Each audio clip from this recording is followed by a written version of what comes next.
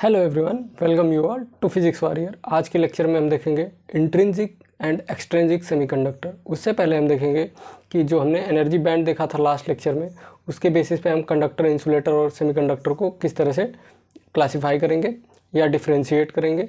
So ready with your pen and paper, ताकि आप लोग साथ साथ नोट्स भी बनाते रहिए। तो देखते हैं difference on the basis of energy band. Energy band के बेसिस पे जो कंडक्टर, सेमीकंडक्टर और इंसुलेटर में जो डिफरेंस है उससे देखेंगे। आपको पता है कि कल हमने देखा था एनर्जी बैंड में लास्ट लेक्चर में कि एक यहाँ पे बैलेंस बैंड होता है और एक ऊपर होता है इससे थोड़ा सा ऊपर कंडक्शन बैंड। ये रहता है कंडक्शन बैंड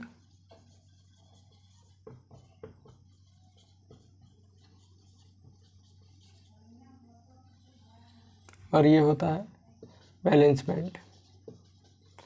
बैलेंस बैंड क्या होता है? जिसमें हाईएस्ट ऑर्बिट के इलेक्ट्रॉन क्या करते हैं, एग्जिस्ट करते हैं। और कंडक्शन बैंड में हमने देखा था इलेक्ट्रॉन हो भी सकते हैं, नहीं भी हो सकते हैं। और जो वैलेंस बैंड में इलेक्ट्रॉन प्रेजेंट होते हैं वो इलेक्ट्रिकल कंडक्टिविटी में पार्टिसिपेट नहीं करते हैं। सिर्फ जो कंडक्शन बैंड में सिर्फ प्रेजेंट होते हैं वही इलेक्ट्रिकल कंडक्टिविटी में पार्टिसिपेट करते हैं। तो हम आज देखेंगे कि कंडक्टर, सेमीकंडक्टर और इंसुलेटर को एनर्जी बैंड, जो एनर्जी बैंड है उसके बेसिस पे कैसे क्लासिफाई करेंगे या कैसे डिफरेंशिएट करेंगे।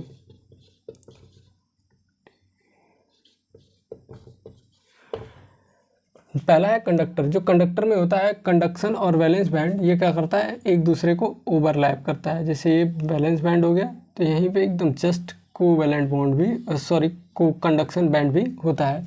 तो यहाँ पे होता है वैलेंस बैंड, जिसे हम कल V.B से डिनोट कर रहे थे, and conduction band overlap each other.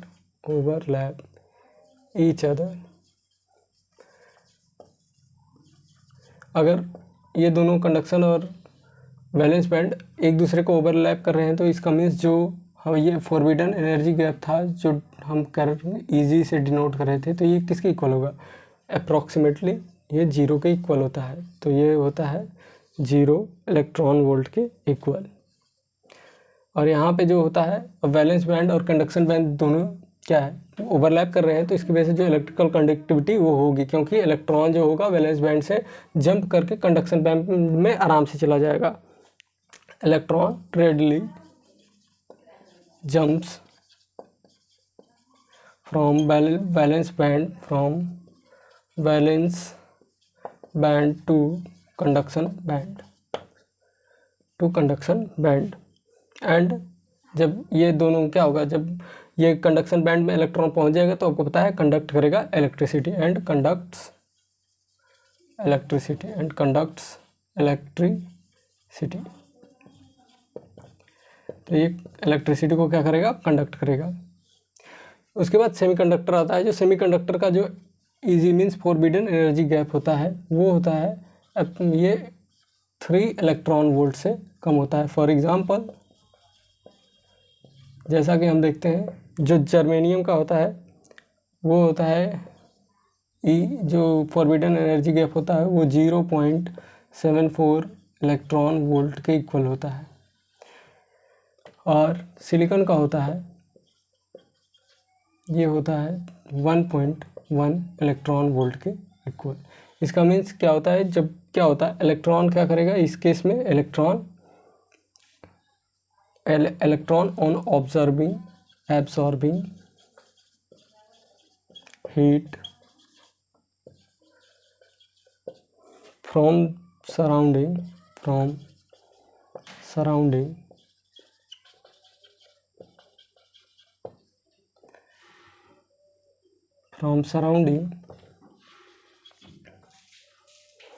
even at room temperature,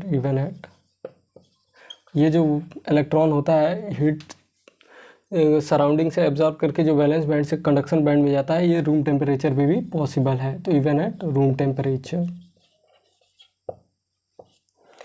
और ये क्या करता है, यहाँ से जंप करेगा, jump from valence band to conduction band. और जब कंडक्शन बैंड में जाएगा तो ये कंडक्ट करेगा इलेक्ट्रिसिटी। और जो इंसुलेटर होता है इसकी जो फॉरबिडन एनर्जी गैप होती है वो 3 इलेक्ट्रॉन वोल्ट से बहुत ज़्यादा होती है। जैसे कि एग्जांपल में हम ले लेते हैं डायमंड का।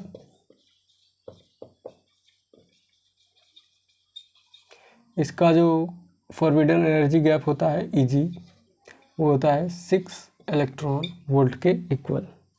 ये 6 इलेक्ट्रॉन वोल्ट के इक्वल होता है।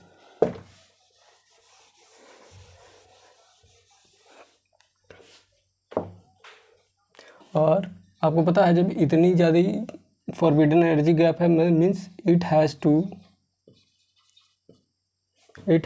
To heat at very high temperature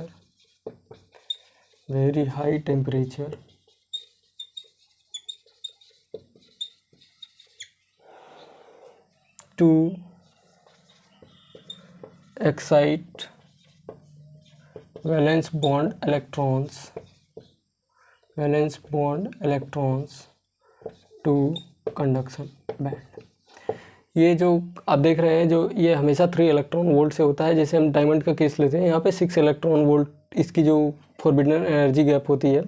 तो क्या होगा, इतनी ज़्यादा एनर्जी गैप है तो इसको जो इलेक्ट्रॉन है इस एनर्जी गैप को उसको पार करने के लिए मीन्स वैलेंस बॉन्ड से कंडक्शन बैंड जाने के लिए इस एनर्जी को उसे क्या करना पड़ेगा, पार करना पड़ेगा। तो उसको पार करने के लिए हमें इसे क्या करना पड़ेगा, बहुत ज़्यादा हाई टेम्परेचर देना पड़ेगा, जो कि ऑलमोस्ट उतना बहुत ज़्यादा डिफ़िकल्ट होता है, उतना पॉसिबल नहीं होता है। इसलिए क्या होता है, इंसुलेटर जो होते हैं वो कंडक्ट नहीं करते हैं इलेक्ट्रिसिटी, क्योंकि उसके कंडक्शन बैंड में जब इलेक्ट्रॉन पहुंचेगा नहीं, जब तक कंडक्शन बैंड में इलेक्ट्रॉन नहीं पहुंचेगा मीन्स इलेक्ट्रिसिटी कंडक्ट नहीं करेगी। तो यहाँ तक पॉज करके नोट डाउन कर लीजिए। फिर उसके बाद है classification of semiconductor on the basis of source and the nature of the charge carriers. जो सेमीकंडक्टर को अभी हमने क्लासीफाई किया था on the basis of means वो किस कंबाइंड फॉर्म में है या एलिमेंट फॉर्म में है, तो हमने देखा था elemental semiconductor and compound semiconductor.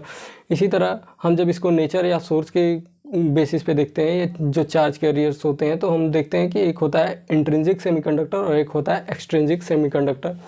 Intrinsic semiconductor वो सेमीकंडक्टर होते हैं जो प्योर फॉर्म में होते हैं, मीन्स जिनमें इम्प्योरिटी नहीं होती है, ये ऑलमोस्ट प्योर होते हैं। और जो एक्सट्रिंसिक सेमीकंडक्टर होते हैं इनमें इम्प्योरिटीज़ होती है, इन्हें हम डोपिंग के द्वारा इम्प्योरिटीज़ इसमें मिलाते हैं, जिसकी वजह से ताकि सेमीकंडक्टर जो है उनकी जो कंडक्टिविटी है वो बढ़ जाए। जो इंट्रिंसिक सेमीकंडक्टर होता है, जो हमें प्योर फॉर्म में सेमीकंडक्टर मिलता है, उसकी जो कंडक्टिविटी होती है वो बहुत कम होती है। तो इसकी वजह से जब हम एक्सट्रिंसिक सेमीकंडक्टर बनाते हैं तो डोपिंग के द्वारा उसमें क्या करते हैं, कुछ इम्प्योरिटीज़ इसमें मिक्स करते हैं इंट्रिंसिक सेमीकंडक्टर में, तो वो एक्सट्रिंसिक सेमीकंडक्टर बन जाता है और उसकी कंडक्टिविटी बहुत ज़्यादा बढ़ जाती है।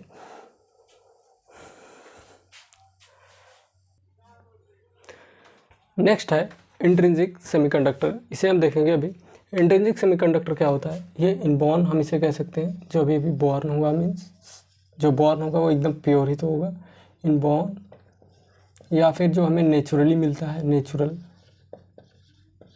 इसे हम कह सकते हैं विदाउट इम्प्योरिटीज़ भी होता है, विदाउट इम्प्योरिटीज़,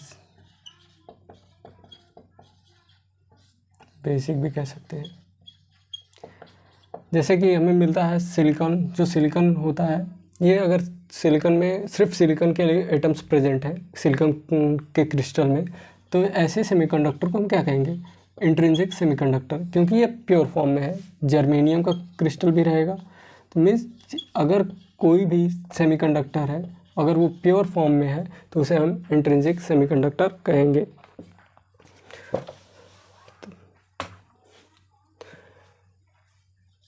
ये क्या होगा, प्योर होगा। तो ये डेफिनेशन लिखेंगे, the pure semiconductor, the pure semiconductor, the pure semiconductors are called as intrinsic semiconductor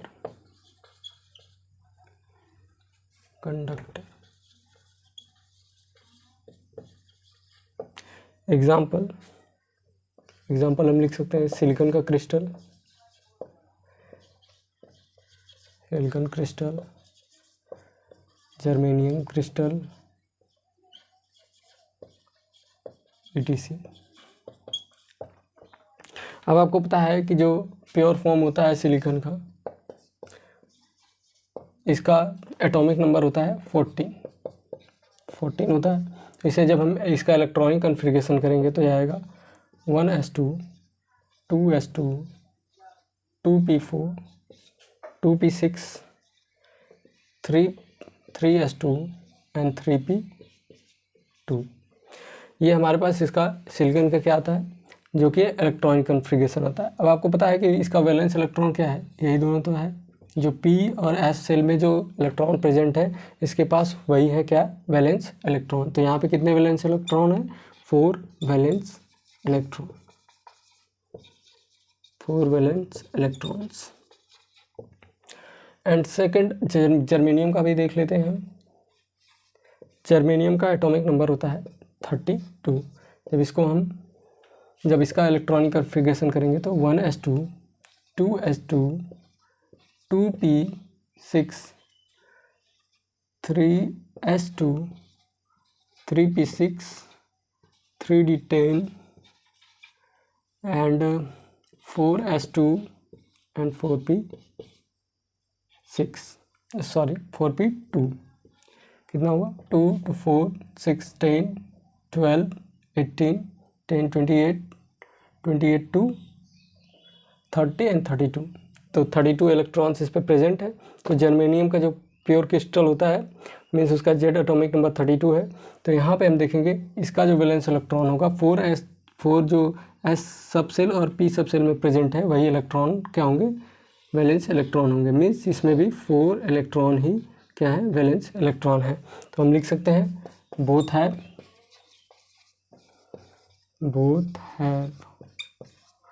4 electrons in their valence cell, या लिख सकते हैं बोथ है 4 valence electrons.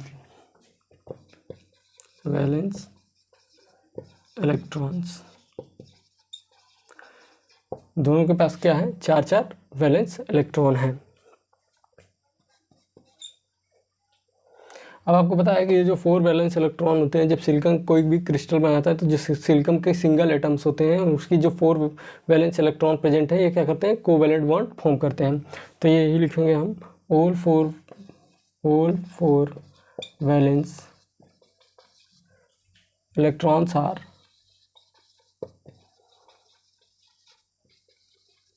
involved in covalent bond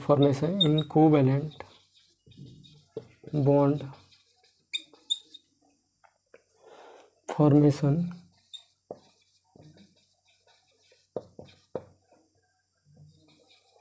in silicon और जर्मेनियम क्रिस्टल।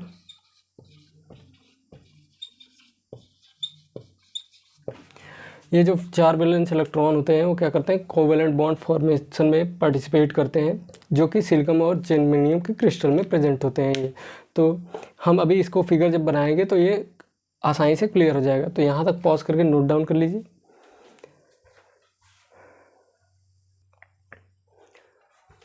तो यहाँ पे हम देखते हैं सिलिकॉन का क्रिस्टल है, तो सिलिकॉन क्रिस्टल होगा तो इसमें क्या होगा, सिलिकॉन के एटम प्रेजेंट होंगे। जब सिलिकॉन के एटम प्रेजेंट होंगे तो आपको पता है इसके 4 वैलेंस इलेक्ट्रॉन भी इसके साथ प्रेजेंट होंगे। ये जो डॉट है ये इसके वैलेंस इलेक्ट्रॉन को शो कर रहा है। यहाँ पे एक सिलिकॉन एटम इस तरह से होगा,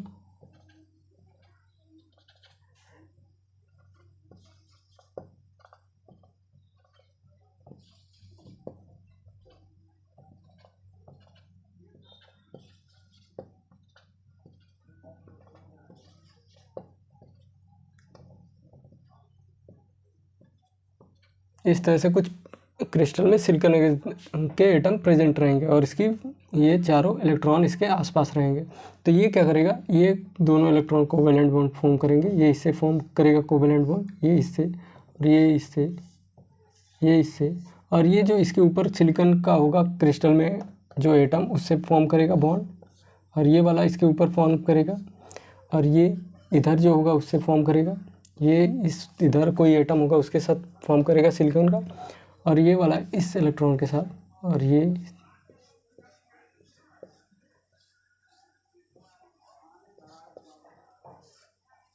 तो ये क्या है, ये है सिलिकॉन का क्रिस्टल।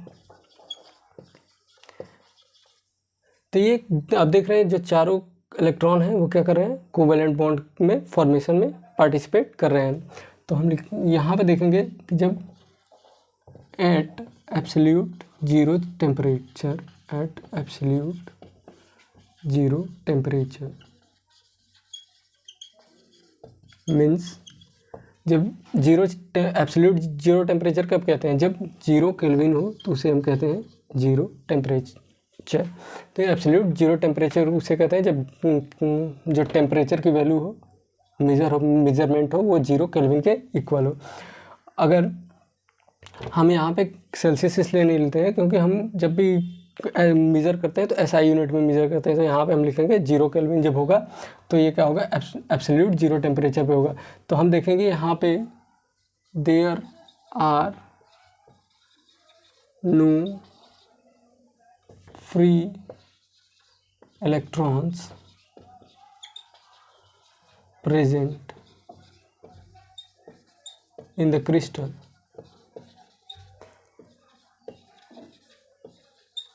तो हम इस टाइम देखेंगे कि जो ये एटम है इसमें एब्सोल्यूट जीरो टेम्परेचर पे यहाँ पे कोई भी एक भी सिंगल इलेक्ट्रॉन क्या है, प्रेजेंट नहीं है, फ्री स्टेट में प्रेजेंट नहीं है। मीन्स ये जो है बॉन्ड फॉर्मेशन में प्रेजेंट है, कोवैलेंट बॉन्ड फॉर्मेशन में in the crystal as they are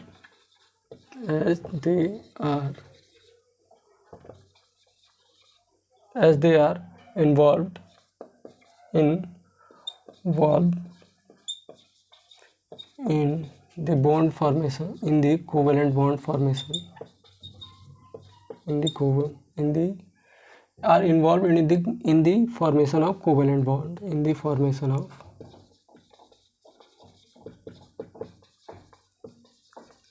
covalent bond। तो आपको पता है कि जब सारे इलेक्ट्रॉन्स, कोई भी इलेक्ट्रॉन फ्री नहीं है तो क्या होगा, ये इलेक्ट्रिक जब सारे इलेक्ट्रॉन वैलेंस बैंड में हैं तो ये क्या करेगा, ये इलेक्ट्रिसिटी कंडक्ट नहीं करेगा।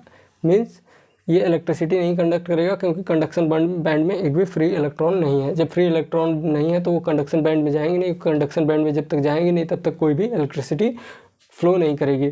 तो ये इसीलिए ये जो सेमीकंडक्टर है जीरो टेम्परेचर पे क्या करता है, इससे कम ये सेमीकंडक्टर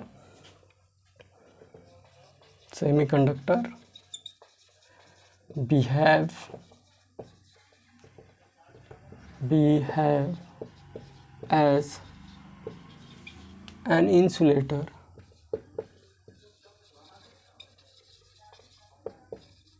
at 0 केल्विन। जब आपसे कोई पूछे कि कोई भी जो सेमीकंडक्टर है वो इंसुलेटर की तरह कब बिहेव करेगा, तो जब हम सेमीकंडक्टर को, इंट्रिंसिक सेमीकंडक्टर को जब 0 केल्विन पे रखेंगे, एब्सोल्यूट जीरो टेम्परेचर पे रखेंगे, तो उस केस में जो सेमीकंडक्टर होगा वो इंसुलेटर की तरह बिहेव करेगा। तो यहाँ तक पॉज करके नोट डाउन कर लीजिए।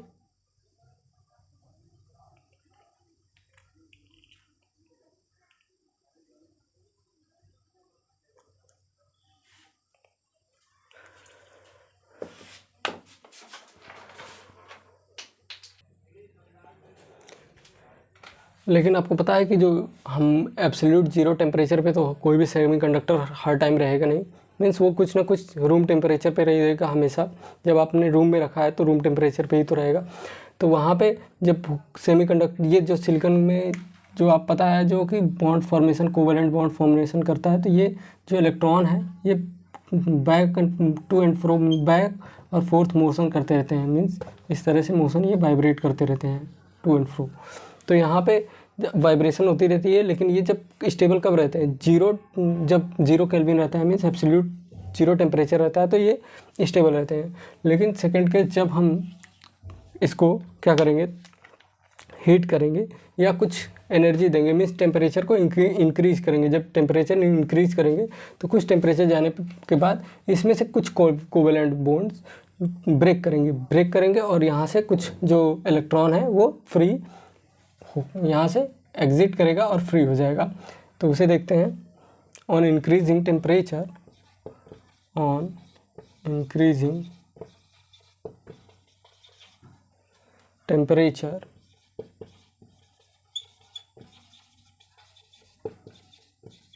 जब हम टेम्परेचर इंक्रीज करेंगे तो क्या होगा, हमारे पास थर्मल एनर्जी बहुत ज़्यादा प्रेजेंट हो जाएगी। More and more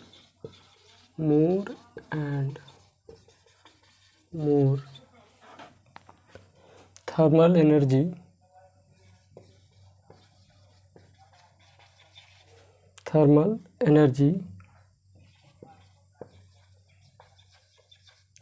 is available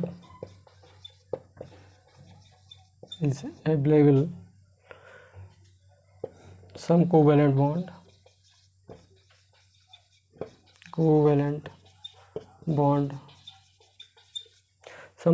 bonds may break and free the and जब कुछ कोवेलेंट बॉन्ड ब्रेक करेंगे तो क्या होगा, and some electrons are and some free, यहाँ पे फ्री लिखिएगा, some free electrons are generated. जब हम टेम्परेचर को इंक्रीज करते जाएंगे तो थर्मल एनर्जी हमारे पास अवेलेबल होगी और ये थर्मल एनर्जी को क्या करेगा, यूज़ करके जो कोवेलेंट है, कुछ कोवेलेंट बॉन्ड क्रिस्टल में, वो क्या करेंगे, ब्रेक करेंगे। जब ब्रेक करेंगे तो हमारे पास कुछ फ्री इलेक्ट्रॉन हमें जनरेट मिलते हैं, यहाँ से जनरेट होते हैं। और यहाँ पे at 300 kelvin means 27 degree Celsius, जिसे हम कहते हैं रूम टेम्परेचर,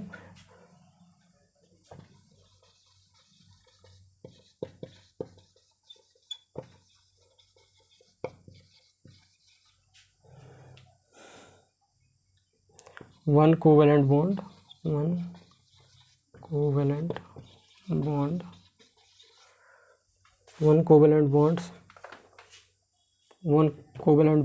break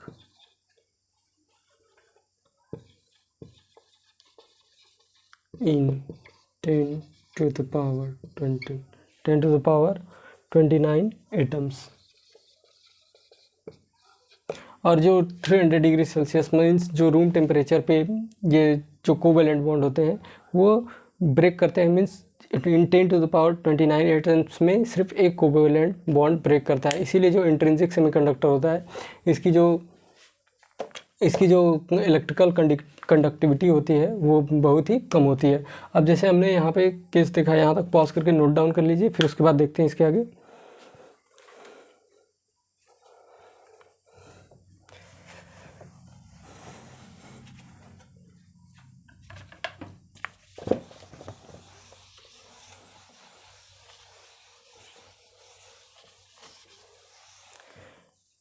अब जब इस सिलिकॉन क्रिस्टल को हम हीट करेंगे तो ये क्या करेगा, यहाँ पे सपोज करिए ये बॉन्ड ब्रेक हो गया, तो यहाँ पे जब बॉन्ड ब्रेक होगा तो ये जो इलेक्ट्रॉन है ये एग्जिट कर जाएगा और ये यहाँ पे आ जाएगा, ये हो जाएगा फ्री इलेक्ट्रॉन जनरेट। और यहाँ पे क्या हो जाएगी, एक होल क्रिएट हो जाएगा। अब होल क्या होता है इसे देखते हैं। यहाँ पे दूसरा सिलिकॉन एटम है,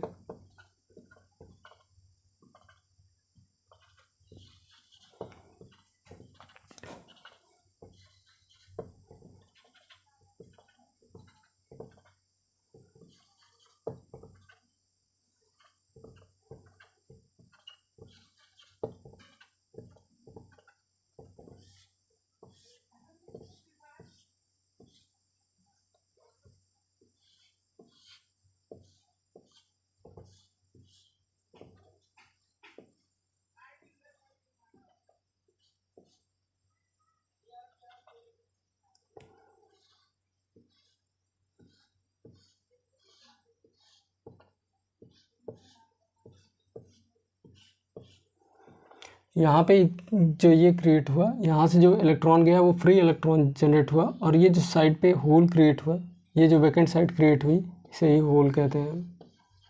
होल क्या होता है? बेसिकली जब इलेक्ट्रॉन अपनी साइड को छोड़ के जाता है और जो वैकेंट स्पेस वहाँ पे क्रिएट होता है उसी को होल कहते हैं, और ये होल पॉजिटिव चार्ज की तरह बिहेव करता है। अब क्या होगा, जब ये होल क्रिएट होगा तो ये जो इलेक्ट्रॉन है किसी दूसरे साइड से क्या करेगा, यहाँ पे जंप करके मूव करेगा। इसी तरह फिर यहाँ पे वैकेंट होल क्रिएट होगा इस साइड पे, जब यहाँ पे इलेक्ट्रॉन चले जाएगा यहाँ पे, तो यहाँ पे कुछ होल क्रिएट होगा। तो इसी तरह फिर यहाँ से इलेक्ट्रॉन यहाँ पे जंप करके जाएगा। तो इस तरह से इलेक्ट्रॉन क्या करते रहते हैं, जंप करते रहते हैं, और इसको जो होल को है उसको जो होल को रिप्लेस करते हैं, और होल क्या करता है, इस तरह से आगे बढ़ता जाता है।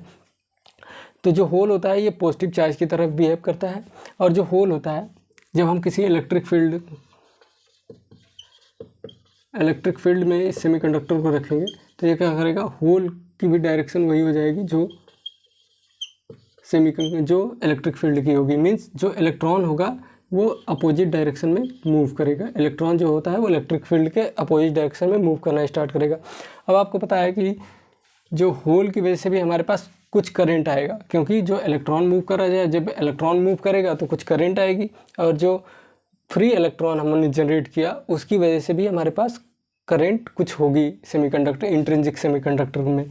तो ये जो हम फ्री इलेक्ट्रॉन की वजह से जो जनरेट होता है करंट, उसे हम आई कहते हैं, करंट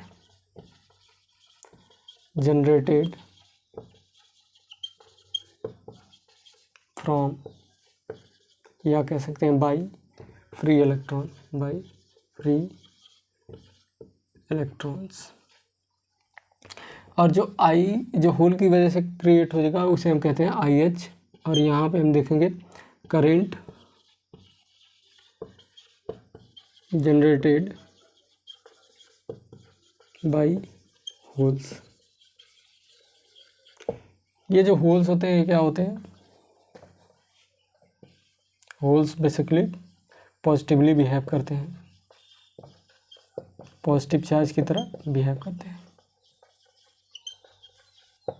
तो इसीलिए मैंने आपसे कहा था जो सेमीकंडक्टर में जो चार्ज कैरियर्स होते हैं वो इलेक्ट्रॉन भी होते हैं और होल भी होते हैं। तो होल्स भी क्या कर रहे हैं, चार्ज कैरियर से, मीन्स यहाँ पे जो इलेक्ट्रॉन का मूवमेंट हो रहा है अपोजिट डायरेक्शन में, तो इसकी वजह से भी करंट जनरेट हो रही है। तो जो टोटल करंट होगा इस सेमीकंडक्टर में, इंट्रिंसिक सेमीकंडक्टर में, वो होगा इन दोनों का सम। तो इन दोनों के सम के बराबर क्या हो जाएगा, आई ई प्लस आई एच। तो जब भी कोई आपसे पूछे कि अगर आपके पास ये करंट गिवन है और ये करंट गिवन है, और आप पूछे कि इंट्रिंसिक सेमीकंडक्टर में टोटल करंट कितनी है, तो ये टोटल करंट किसके इक्वल होगी, जो current generated by free electron plus current generated by holes, दोनों के सम के इक्वल होगी। और आपको पता है कि जितनी इलेक्ट्रॉन फ्री जनरेट होंगे उतने ही होल्स यहाँ पे जनरेट होंगे। तो हम यहाँ से लिखेंगे जो free electrons generated is equal to number of holes created या जनरेटेड। मीन्स जितना आपको पता है कि जब कोवैलेंट बॉन्ड ब्रेक करेगा, जितने इसमें से इलेक्ट्रॉन निकलेंगे उतने ही तो वैकेंट साइड क्रिएट होगी, और जितने वैकेंट साइड क्रिएट होगी मतलब उतना ही होल क्रिएट होगा। जैसे इस केस में अगर सिर्फ एक ही इलेक्ट्रॉन निकला तो इसके पास क्या हुआ, इस जो क्रिस्टल में पूरा एक ही होल प्रेजेंट हुआ। अगर एक इलेक्ट्रॉन फ्री इलेक्ट्रॉन है तो एक ही होल रहेगा। तो यहाँ तक पॉज करके नोट डाउन कर लीजिए।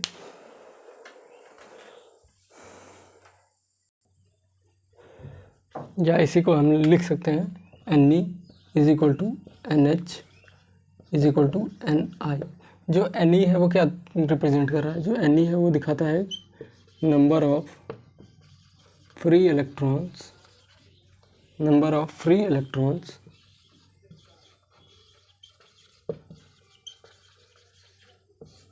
पर वॉल्यूम। मीन्स पर वॉल्यूम में कितना number of free electrons present है। और NH जो होता है वो होता है number of holes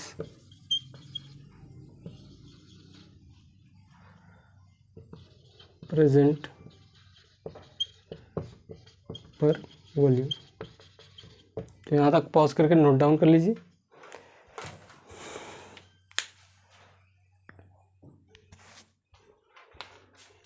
next extrinsic semiconductor देखने से पहले हम देखेंगे डोपिंग क्या होती है, क्योंकि एक्सट्रिंसिक सेमीकंडक्टर में हम पढ़ेंगे कि जो प्रोसेस होता है एक डोपिंग प्रोसेस होता है।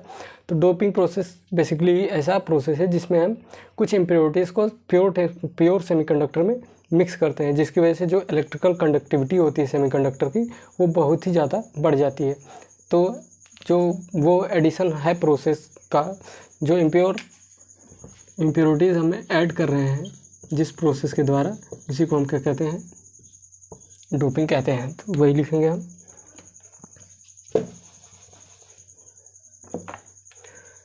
The process of addition of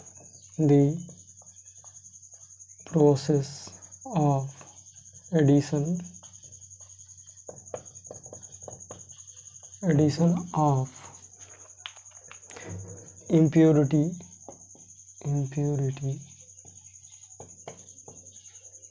to a pure semiconductor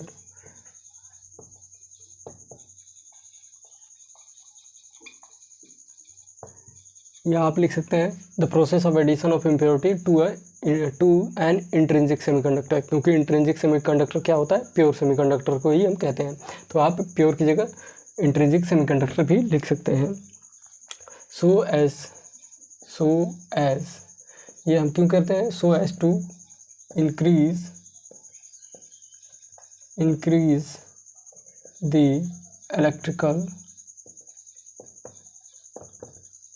electrical conductivity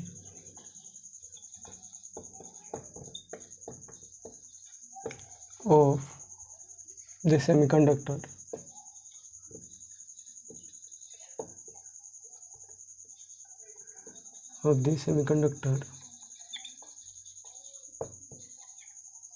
are known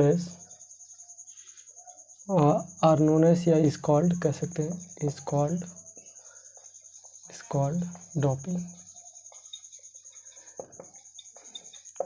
तो ये जो डिफिनेशन है, इस डिफिनेशन को आप थोड़ा समझ भी लेंगे तो अपने आप लिख लेंगे। डोपिंग ऐसा प्रोसेस है कि अगर हम कोई प्योर सेमीकंडक्टर है और मीन्स इंट्रिंसिक सेमीकंडक्टर है जिस उसमें हम कोई इम्प्योरिटीज़ मिला दें ताकि जो उसकी इलेक्ट्रिकल कंडक्टिविटी है वो बढ़ जाए, तो वो जो प्रोसेस होगा उसी को हम कहेंगे doping.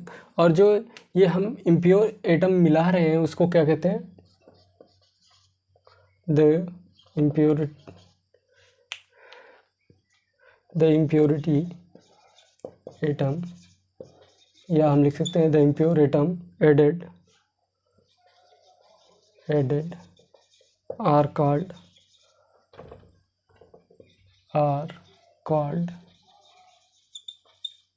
Dopants.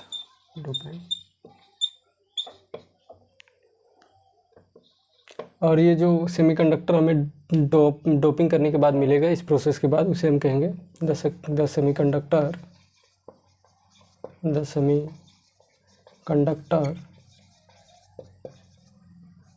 obtained by doping by adding impurity atom, या लिख सकते हैं by doping process is known as extrinsic semiconductor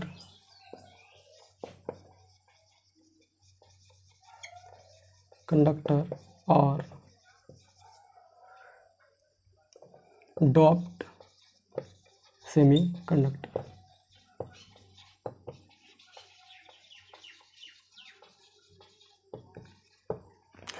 तो जो हमारे पास ये इस प्रोसेस के द्वारा जो हम इम्प्योरिटी एटम मिला रहे हैं उसको हम डोपेंट कहते हैं, और जो सेमीकंडक्टर हमें ऑब्टेंड हुआ वो क्या होता है, एक्सट्रिंसिक सेमीकंडक्टर, या उसी को हम कहते हैं डोप्ड सेमीकंडक्टर। तो जो ये डोपिंग का प्रोसेस होता है इसके कुछ इसेंशियल रिक्वायरमेंट्स हैं, मीन्स ये किसी भी तरह डोपिंग नहीं कर सकते हम। डोपिंग करने के लिए हमारे पास जो सेमीकंडक्टर है वो बहुत ही प्योर होना चाहिए, और जो साइज होनी चाहिए डोपेंट की वो क्या होनी चाहिए, नियरली इक्वल होनी चाहिए। सेमीकंडक्टर जो प्योर सेमीकंडक्टर है उसके नियरली इक्वल होनी चाहिए उसकी साइज भी। और ऐसा ना हो कि अगर हम कोई भी इम्प्योर एटम मिला रहे हैं सेमीकंडक्टर क्रिस्टल में, तो ये ऐसा ना करे कि उसके क्रिस्टल को डिस्ट्रॉय कर दे, मीन्स उसके जो क्रिस्टल को है वो डिस्ट्रॉय कर दे। तो वहाँ पे हम इन बातों का ध्यान रखेंगे कि जो भी हम कोई भी इम्प्योर एटम जब प्योर सेमीकंडक्टर में मिक्स करें तो वहाँ पे क्या करें, सेमीकंडक्टर प्योर होना चाहिए, हाई प्योरिटी का होना चाहिए, और जो सेमीकंडक्टर होना चाहिए जो हम इम्प्योर एटम मिला रहे हैं वो बहुत ही स्मॉल साइज़ का होना चाहिए, मीन्स प्योर जो सेमीकंडक्टर का एटम है उसके साइज़ के सिमिलर होना चाहिए, और ये ऐसा ना हो कि उसके जो क्रिस्टल का है जो स्ट्रक्चर उसको डिस्टॉर्ट कर दे। तो ये लिखेंगे हम एसेंशियल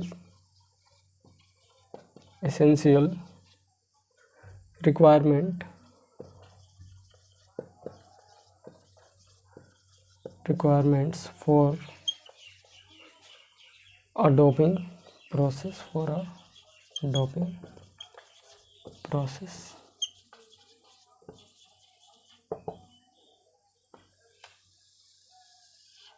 पहला हो जाएगा हमारे पास जो सेमीकंडक्टर हम लेंगे वो बहुत ही हाई प्योरिटी का होना चाहिए। Semiconductors should be of very high purity. Second, the dopant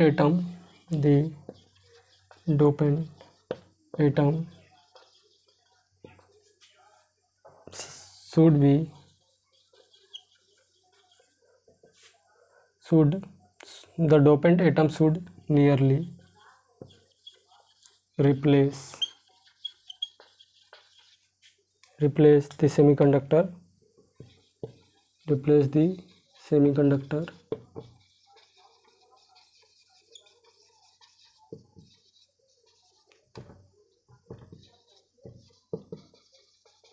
तो जो ये डोपेंट का आइटम हम लेंगे वो क्या करना चाहिए, जो सेमीकंडक्टर जैसे सिलिकॉन है का हमने अभी स्ट्रक्चर बनाया था, इस तरह से जो सिलिकॉन बॉन्ड फॉर्म में है, कोवेलेंट बॉन्ड के थ्रू क्या है एक क्रिस्टल में है बॉन्ड फॉर्मेशन के थ्रू, कोवेलेंट बॉन्ड के through.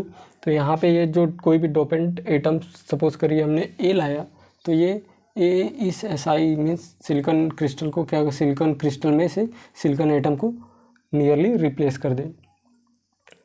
And third one is size of dopant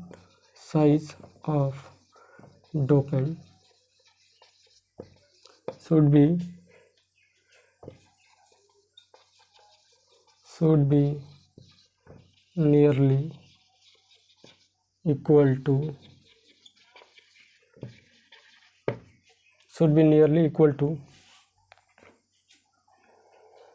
size of semiconductor।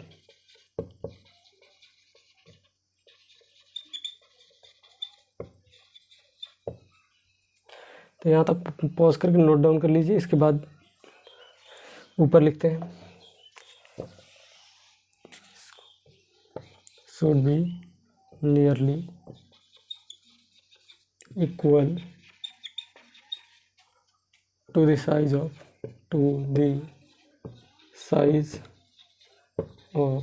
semiconductor।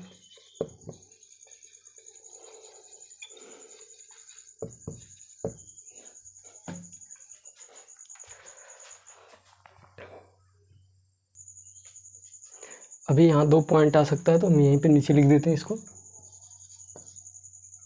The dopant atoms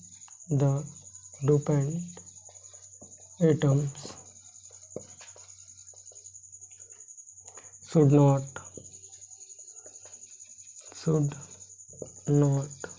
distort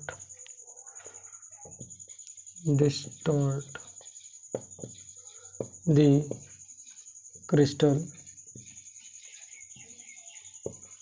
structure।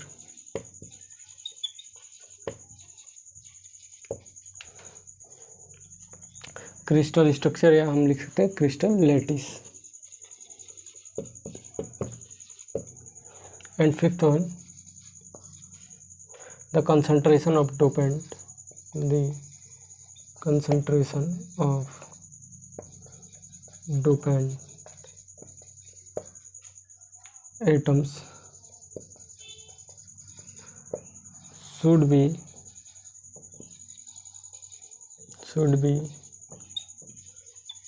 very small, should be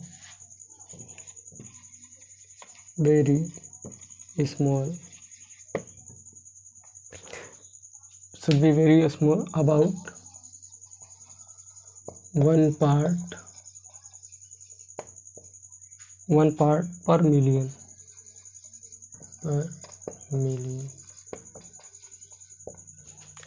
तो ये जो डोपिंग प्रोसेस करने के लिए जो ये इसेंशियल रिक्वायरमेंट है, अगर ये रिक्वायरमेंट सारी पूरी होंगी तभी डोपिंग प्रोसेस हो पाएगा।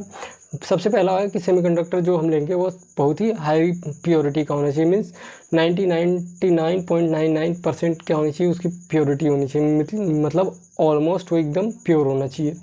The dopant atom should nearly replace the semiconductor atom. जो डोपेंट एटम हम चूज़ कर रहे हैं वो क्या करना चाहिए, जो ये सेमीकंडक्टर का एटम है उसे रिप्लेस कर सके आराम से। And size of dopant atom should be nearly equal to the size of semiconductor. और जो डोपेंट एटम का साइज़ हो वो सेमीकंडक्टर के एटम के नियरली इक्वल हो। आपको पता है जो सेमीकंडक्टर हैं जैसे सिलिकॉन, जर्मेनियम, ये क्या करते हैं, ग्रुप 4 से बिलोंग करते हैं। तो इसके लिए जो हम डोपेंट एटम का यूज़ करते हैं वो या तो ग्रुप 3 का यूज़ करते हैं या तो ग्रुप 4 का यूज़ करते हैं, क्योंकि इनकी साइज़ जो होती है वो सिमिलर होती है और ये सारा वो क्या करते हैं, फुलफिल करते हैं। मीन्स उनकी जो साइज़ होती है वो नियरली सेमीकंडक्टर के इक्वल होती है और वो जो लेटिस है, क्रिस्टल लेटिस है, उससे डिस्टॉर्ट भी नहीं करते हैं और ये क्या करते हैं, आसानी से सेमीकंडक्टर को रिप्लेस भी कर सकते हैं। जैसे कि एल्यूमिनियम हो गया, आर्सेनिक हो गया, ये क्या करते हैं, इनको हम यूज़ करते हैं डोपेंट की तरह। तो हम अभी आने वाले लेक्चर में देखेंगे कि कौन कौन से हैं जिसे हम यूज़ करते हैं। तो the dopant atom should not distort the crystal lettuce. जो क्रिस्टल लेटिस है उसे ये डिस्टर्ब ना करें, मीन्स डिस्टॉर्ट ना करें, मीन्स उसे डिस्ट्रॉय ना करें, ऐसे हम एटम को चूज़ करेंगे। The concentration of dopant atom should be very small, about 1 part पर मिलियन। मीन्स जो हम कंसंट्रेशन, मीन्स जो डोपेंट एटम का मिक्स कर रहे हैं सेमीकंडक्टर में वो बहुत ही स्मॉल होना चाहिए। मीन्स एक पार्ट जो है वो पर मिलियन, एक जो पार्ट हम मिक्स करेंगे वो 1 मिलियन में यूज़ करेंगे। मीन्स समझ लीजिए कि बहुत ही छोटा सा माइनर पार्ट हम यूज़ करेंगे। तो इसकी वजह से, और इतना ही छोटा हमें मिक्स करने पे जो उसकी इलेक्ट्रिकल कंडक्टिविटी होती है वो बहुत ही ज़्यादा गुना 10 टू द पावर समटाइम 6, 19 इस तरह से बढ़ जाती है। तो अभी हम इसके बाद देखेंगे कि जो डोपिंग प्रोसेस के लिए हमने एसेंशियल रिक्वायरमेंट देखे थे, अब हम देखेंगे कि डोपिंग प्रोसेस हम कैसे करते हैं और फिर कितने प्रकार के डोपेंट एटम हम लेते हैं।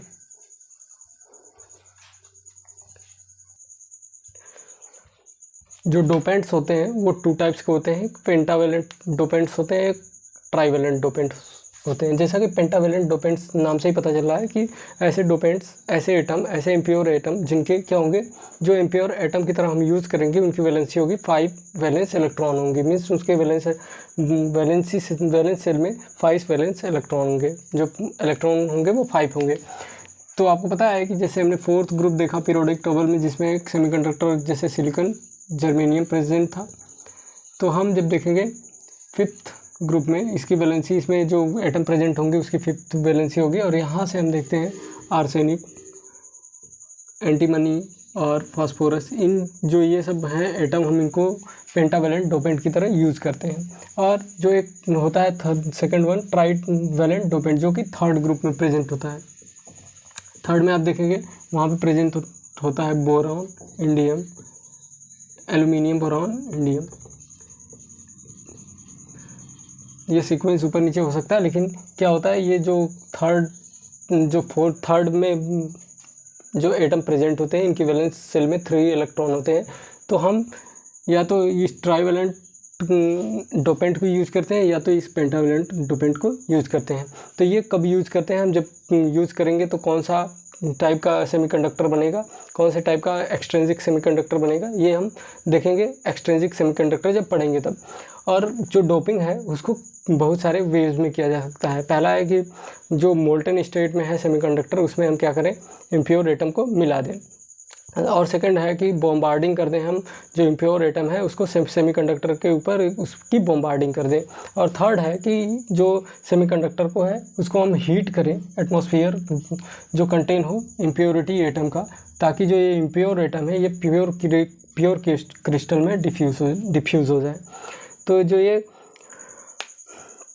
पहला है heating pure semiconductor in atmosphere of impurity atom so that impurity atom diffuse in pure crystal.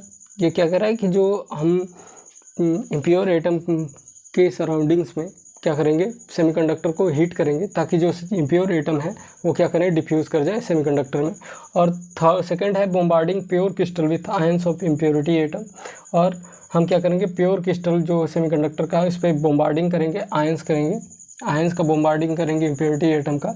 और थर्ड वन है by adding the impurity atoms to an externally pure sample of a molten semiconductor.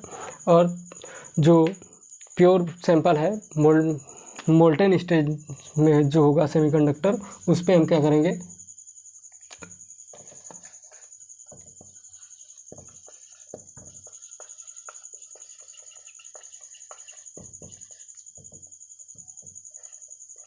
उसमें हम ये impure atom मिला देंगे। तो आज के लिए बस इतना ही, नहीं तो लेक्चर बहुत ज़्यादा लंबा हो जाएगा। इसके बाद हम देखेंगे एक्सट्रिंसिक सेमीकंडक्टर नेक्स्ट लेक्चर में।